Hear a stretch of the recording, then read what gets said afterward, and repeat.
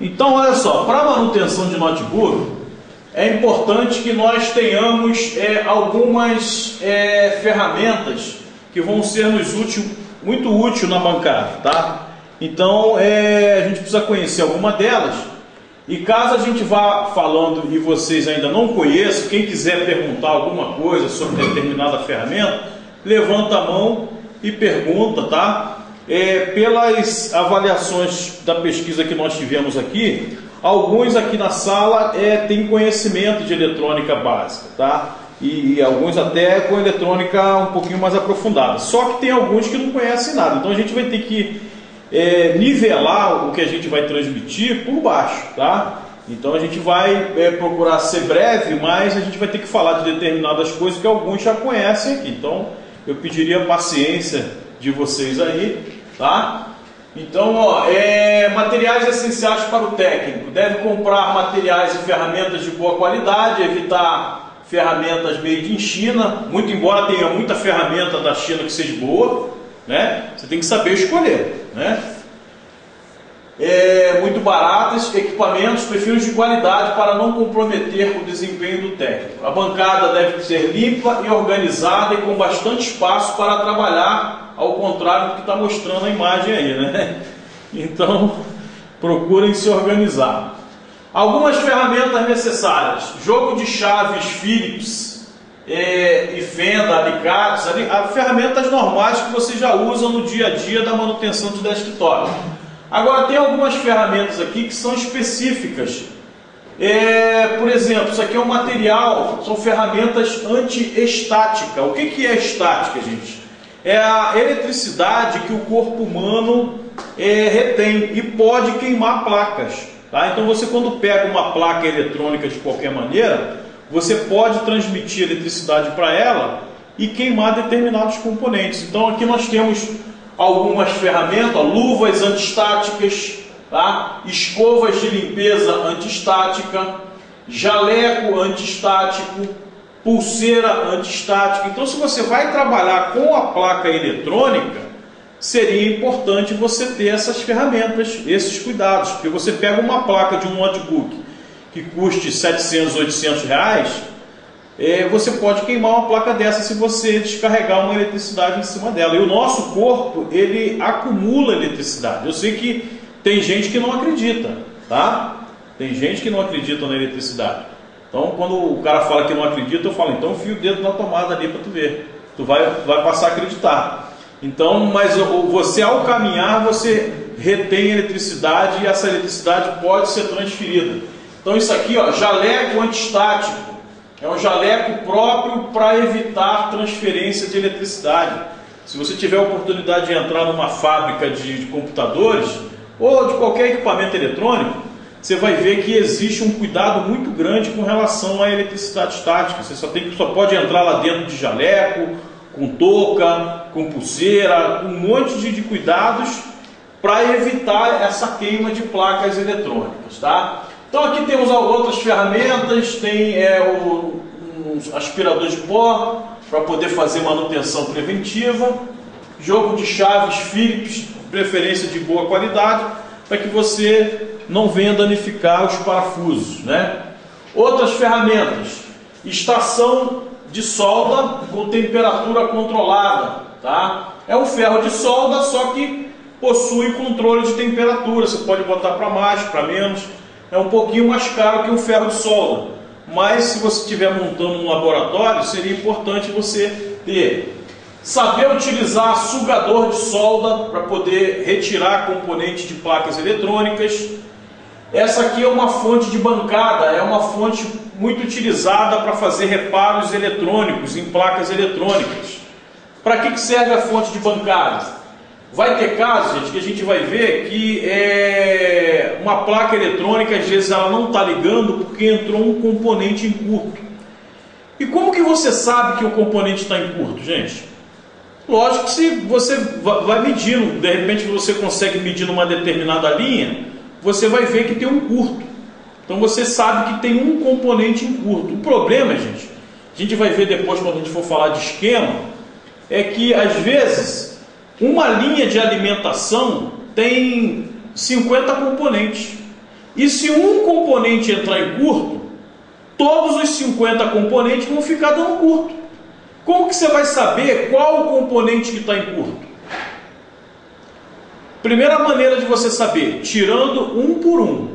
Agora você imagina você pegar uma placa eletrônica e tirar componente por componente. Tira o primeiro, mede, e não está, bota de novo. Tira o segundo. Você vai passar 2, 3 dias para poder retirar e medir os 50 componentes. Tá? A fonte de bancada, gente, é uma ferramenta que ela te faz você guardar todo esse tempo. Por quê? Ao você saber que é uma linha, por exemplo, é a linha de 5 volts que está em curto. Na placa normal do computador, do notebook, quando você liga, se tiver o componente em curto, a fonte desarma, porque a fonte ela tem uma proteção. Tá? Então ela desarma. Com a fonte de bancada, você ajusta um pouco mais a corrente um pouco mais forte e a fonte de bancada não desarma. Em consequência, o que vai acontecer? Aquele componente que está em curto vai começar a consumir corrente e vai esquentar. Aí você vai saber qual o componente que está em curto, você vai lá e troca só aquele componente. Então essa fonte de bancada é uma ferramenta muito útil para quem vai trabalhar com manutenção de placa. Se a sua intenção é reparar a placa, você vai ter que adquirir uma fonte de bancada. Tá? Uma ferramenta muito útil. O multímetro, não, isso aqui acho que, se eu não me engano, é capacímetro. Ele é utilizado para medir capacitância de capacitores. Tá? Então é muito comum dar defeito em capacitores eletrolíticos hoje. Então isso dá defeito na placa de desktop, na placa do notebook dá menos, mas dá. Mas em fontes de alimentação de notebook ou de outros equipamentos dá muito problema de capacitores. A capacitância varia, né? A capacitância ela é dada em microfarads. Então 400 microfarads, né? Mas na hora que você vai medir com o capacímetro está dando 250, 200, tá? Então varia para mais ou varia para menos. E essa variação ela interfere no funcionamento da fonte de alimentação. Tá? Então o capacímetro é usado para isso. Aqui nós temos a estação de ar quente. A estação de ar quente ela possui vários bicos, tá? E são utilizadas para você fazer troca de componentes eletrônicos numa placa de notebook ou de desktop, né? Em alguns casos é usada também para fazer o procedimento de solda BGA. Não é muito aconselhável fazer BGA com ela, porque, digamos assim, BGA, quem vai trabalhar com reparo de BGA, o ideal é usar a estação infravermelho, que é um equipamento um pouquinho mais caro, mas ela é mais eficiente. Tá? Mas dá para fazer BGA com ar quente também. Tá? Tem que treinar bastante, mas dá para fazer. Outro equipamento bastante utilizado é o multímetro. O multímetro, como eu falei no início, ele é usado para fazer medidas de tensão, medidas de resistência, medidas de continuidade, medidas de semicondutores.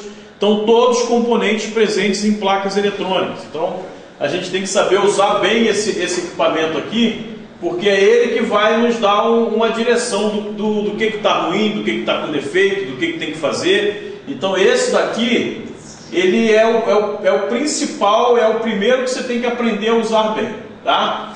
Aqui nós temos uma fonte de bancada, fonte universal, quer dizer, a fonte universal, ela normalmente vem com vários plugs, porque dependendo do modelo do notebook, tem vários tipos de entrada, né? Não é uma coisa assim muito padronizada, mas se você for trabalhar com fonte universal, tem que tomar cuidado com a corrente e se ela é uma fonte de bancada de boa qualidade. Tá? Aqui tiraram essa foto aqui, mas eu nem gosto muito desse modelo aqui, tá? Porque eu acho esse modelo muito fraco.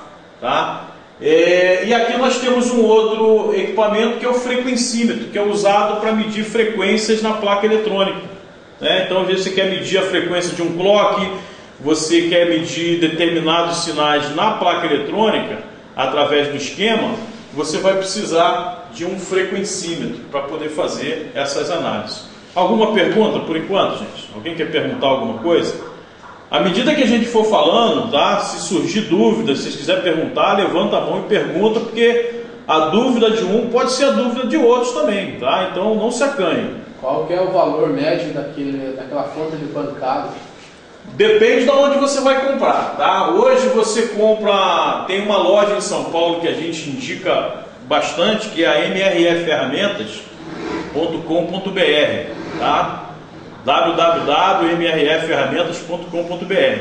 Agora aqui você está perto aqui dos nossos amigos, dos nossos irmãos aqui, né? Eu não sei, uma fonte de bancada ali na Cidade del Leste eu acho que está mais barata do que em São Paulo, mas não sei a qualidade, tá? Aí em relação àquilo que você explicou do setor com vários componentes encurtam, precisa levantar um por um, né? Uhum. Essa fonte ela é preparada para suportar essa carga? É preparada para fornecer uma corrente superior a que a fonte da placa eletrônica fornece. Sim, então ela não desarma. Ah, tá. Mas daí tem um tempo específico certinho, né? Para ir ali rapidinho, identificar o componente quente para não... Exatamente.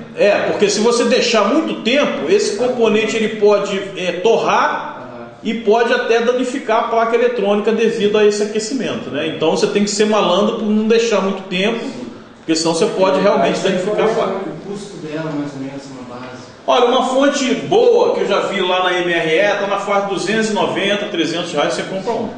Aqui no Paraguai eu acho que você compra mais barato, mas é aquilo, eu não sei qual é a qualidade, tá? Então eu não posso fazer muita propaganda, depois você fala que eu mandei tu comprar lá e... Mas no Mercado Livre também você acha, tá, gente? Então depois vocês têm que fazer uma pesquisa aí, tá? Aqui nós temos também uma lupa de bancada, tá? É muito útil. Nós temos lá no nosso laboratório, nós temos uma bancada, tem 3 dessa daqui, tá? É muito legal porque ela tem uma lente aqui na frente, ela tem uma luminária aqui circular, tá? E é muito útil para você ter na sua bancada também. Lá na MRS, se eu não me engano, isso aqui está na faixa de 110 a 120 reais, tá? Não me falha a memória. Depois vocês façam uma pesquisa, tá? Muita coisa você acha no Mercado Livre. Aqui no Paraná, parece que tem uma loja boa que tem, não tem? Que vende material, equipamento?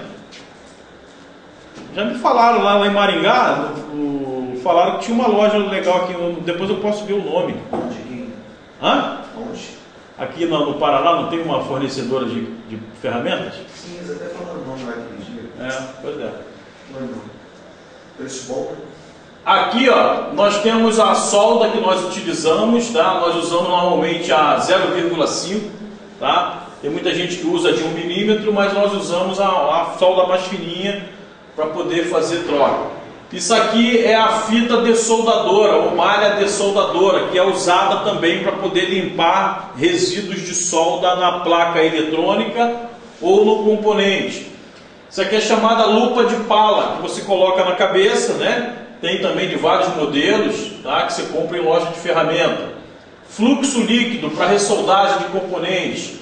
Limpa contato para limpar contatos de placas eletrônicas, álcool isopropílico, né, que é o álcool que a gente utiliza para poder fazer limpezas de placas e outros usos.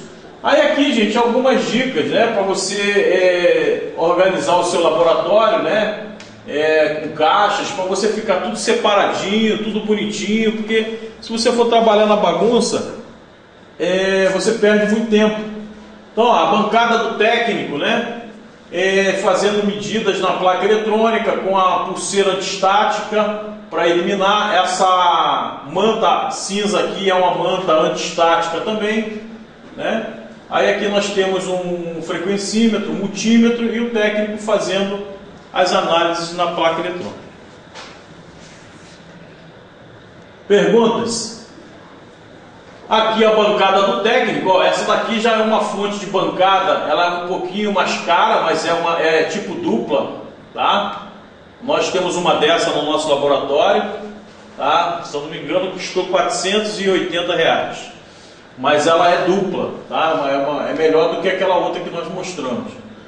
O osciloscópio é um aparelho eletrônico também que é pouco utilizado, tá? Você não precisa se preocupar, pelo menos no momento, porque a gente não usa muito osciloscópio, E aqui está uma bancada de manutenção normal, eu creio que vocês devam ter alguma coisa parecida. Tá?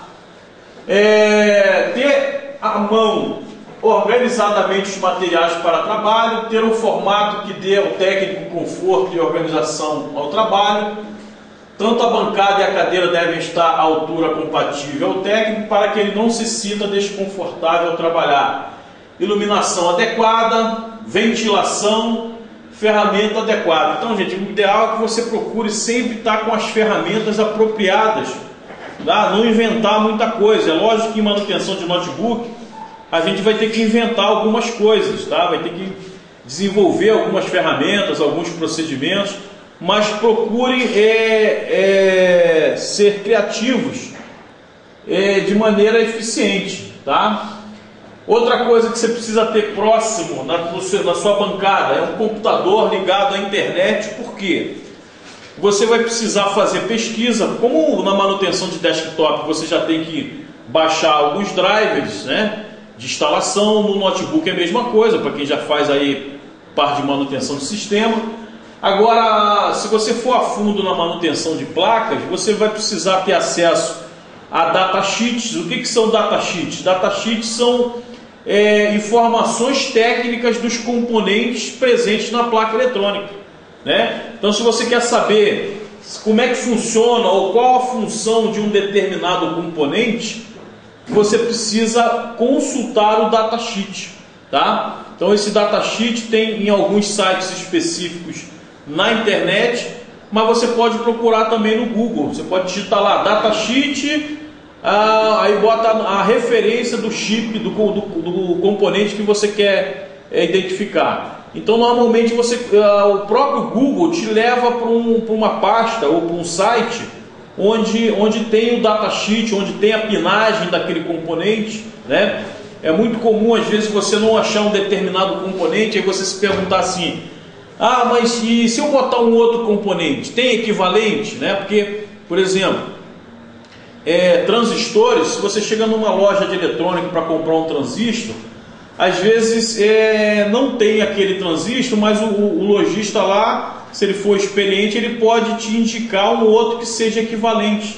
Então tem alguns componentes em notebook também, que às vezes você não acha o original, mas se você consultar os datasheets, você pode achar um parecido, tá? Então você pode vir a reparar trocando, colocando um componente equivalente, ou que tenha características técnicas equivalentes, tá? Então, em alguns casos dá para fazer isso também. Então, você vai precisar de um computador em bancada para poder fazer essa pesquisa na internet.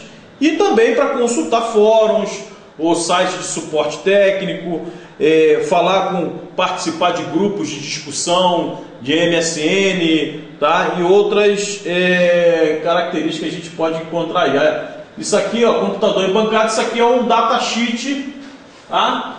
De um componente eletrônico. Então ele te dá a pinagem, te dá o que ele faz. O único problema é que o datasheet vem em inglês, né? Então você vai ter que usar aí se você usar o Google Chrome, né? Ele já te dá a opção de você traduzir direto a página, né? Então o navegador da Google, que é o Google Chrome, ele já te dá essa possibilidade. Mas muitas vezes você vai ter que pegar o PDF, converter ainda para doc para poder fazer a tradução. Então às vezes dá uns trabalhinhos você fazer a conversão. Então, ó, o computador é usado para buscar drive na internet, buscar datasheets e esquemas, tá? E buscar manuais técnicos de serviço de notebook. Tá? Então essas são por que você vai precisar disso daí. Outra coisa que você precisa tomar cuidado, gente, é na organização do teu laboratório. Eu creio que vocês já devam usar algum programa, né, ou algum tipo de controle. Por quê? Porque ao receber um computador notebook para reparar, você tem que digitar, você tem que escrever como é que ele está entrando, se está entrando quebrado, qual o sintoma, se veio com bateria, se veio com fonte, se veio com a tela quebrada, se veio arranhado, se veio descascado. Por quê? Tudo isso você tem que colocar na ordem de serviço, tá? Então depois, quem tiver dificuldade aí, apesar que todos trabalham já em empresa, né? Mas às vezes vem gente fazer curso que está entrando agora no mercado, então o cara não sabe nem o que é uma ordem de serviço. mas a importância da ordem de serviço é para você ter arquivado como que aquele equipamento chegou, como é que ele saiu, aí daqui a 2 meses o cliente volta de novo, você tem lá guardado lá no seu arquivo como que aquele equipamento veio da primeira vez. Então tem todo um acompanhamento do funcionamento, do atendimento daquele cliente, daquele equipamento, tá? Então depois aí a gente pode trocar algumas ideias aí, tem alguns programas na internet que a gente pode indicar também, caso vocês não tenham ainda, né? Quem tiver alguma dica também, depois quem quiser colocar alguma coisa também pode colocar. Às vezes você tem aí um programa que é melhor do que o que a gente usa e a gente pode analisar, tá? Perguntas?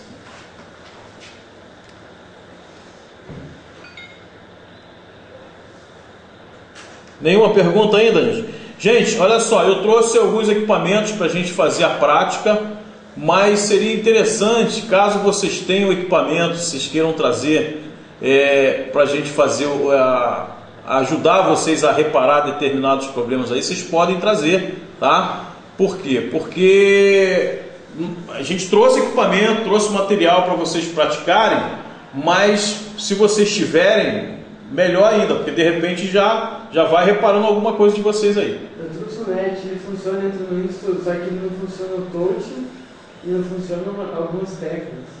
Tá, e aí, o que foi feito? Não foi feito nada, eu trouxe para ver se a gente consegue reparar e para poder mexer. Aí é uma coisa, pode ser algum problema de driver, né? De driver, você já tentou instalar, reinstalar sim, e nada? Drive não é, por causa que o touch mesmo não funciona, colocando o mouse ele funciona normal. Ele funciona normal. A gente pode tentar ver se tem algum reparo esse touch, né? Porque pelo que está aparecendo pode ser algum problema ou na plaquinha do touch ou até no flatzinho que liga do touch para. Mas eu trouxe ele para mexer mesmo.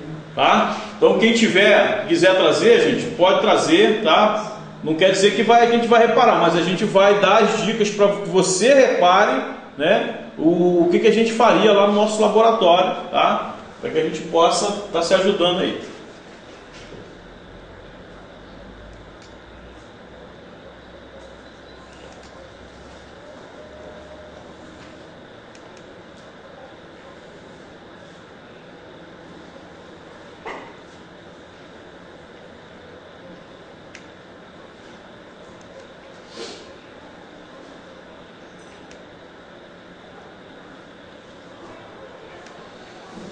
Aqui, gente, nós temos um diagrama em bloco de um notebook, então é muito importante que você entenda, né, ao fazer o reparo do equipamento, como que o notebook está dividido internamente, né? Então aqui nós temos um diagrama em blocos, onde nós temos aqui, aqui está o processador, tá? Esse processador está ligado a um outro chip que a gente chama de chipset. A gente tem um chipset ponte norte, que é esse daqui, e esse aqui é o chipset ponte sul, que é o mais distante, tá? Fisicamente na placa ele também está dividido assim. Você tem o ponte norte mais próximo do processador e o ponte sul um pouco mais distante, tá? Então o ponte norte ele controla a parte de vídeo. Ele é o gerenciador de vídeo do notebook. Há casos, há notebooks que eu tenho um controlador de vídeo, um processador de vídeo que está ligado diretamente ao ponte norte, mas há casos em que o próprio ponte norte ele já é o processador de vídeo, tá? Então isso aí depende de placa para placa. Tem placa que você vai abrir e você vai ver o ponte norte e o processador de vídeo. Tem placa que você vai abrir e você só vai ver o ponte norte. Por quê? Porque o processador de vídeo está dentro do ponte norte, tá? Então você tem que tomar esse cuidado. E como que você vai saber se dentro do ponte norte tem um processador de vídeo? Gente, você consultando o datasheet. Olha a importância de você saber consultar o datasheet, tá? Para você entender da sua placa, você vai ter que consultar o datasheet. Então, esse processador de vídeo, ele controla a comunicação com a tela do LCD através dessa linha aqui, ó. Ó, LVDS e invert significa inversor, ou seja, o inverter. Nesse caso aqui, o inverter é uma plaquinha eletrônica que gera alta tensão para acender a lâmpada, tá? E o LVDS é o cabo flat de vídeo que liga lá naquela tela lá em cima. É chamado de LVDS, porque LVDS é uma sigla, significa Low Voltage Differential Signals. Tá? LVDS significa sinais diferenciais de baixa voltagem. Então, esse LVDS, esse flat, quando ele quebra, fica dando defeito na tela, numa posição do notebook funciona, na outra posição não funciona, tá? Então, normalmente é o flat do LVDS que quebra. Então, você tem que trocar o flat ou fazer reparo. Tem alguns flats que tem reparo, né? Por exemplo, o notebook está positivo, dá muito problema de quebrar a malha de aterramento. Então, se você colocar um fiozinho, você consegue reparar sem precisar trocar. Já outros modelos de notebook, às vezes você precisa trocar o flat, porque às vezes danifica muito o flat, quebra, né? CRT e TV Out é a saída de vídeo analógica. É a saída, por exemplo, desse netbook aqui que está ligado ao projetor. Então tem uma saída de vídeo aqui, é esse CRT Out e TV Out, tá? É onde está ligado agora esse projetor que você está vendo na imagem, tá? Esse chip controlador, o processador de vídeo aqui, gente, que pode estar integrado dentro do chip Ponte Norte, é um dos que mais tem dado defeito hoje no mercado. Tá? Então hoje, digamos que 60% a 70% dos defeitos que chega lá no nosso laboratório é problema de solda fria nesse chip. Tá? Então, qual é o procedimento a fazer? O procedimento mais correto a fazer é tirar o chip fora, trocar a solda e ressoldar ele de novo, tá?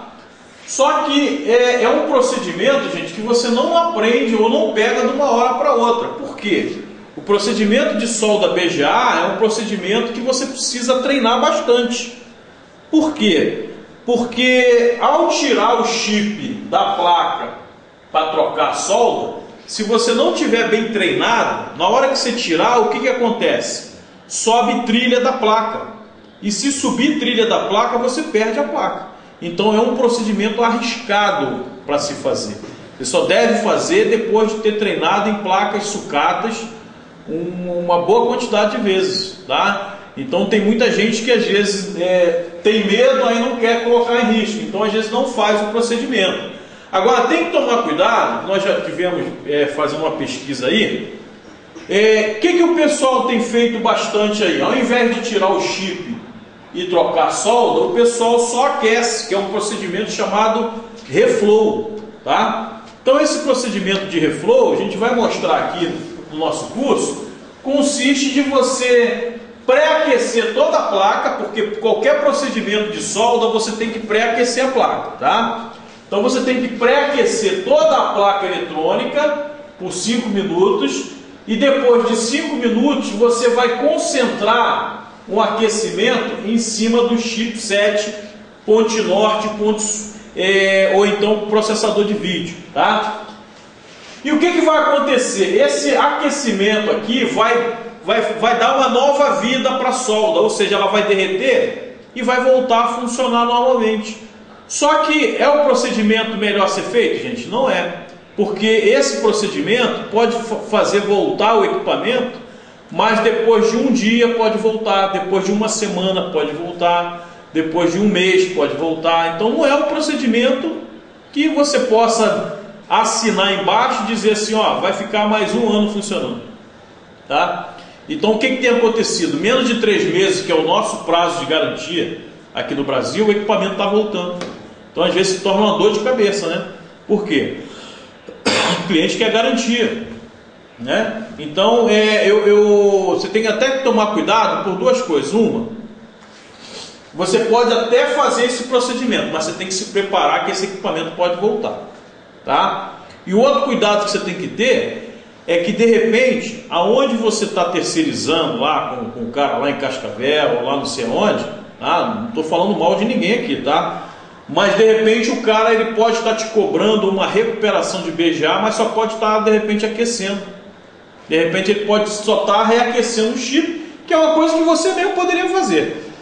Então, se você está terceirizando o retrabalho de BGA, procure saber se o cara realmente está fazendo o procedimento certo. Porque às vezes ele está te cobrando 200, 300 reais e ele só está reaquecendo. Para reaquecer você mesmo aquece, tá? Então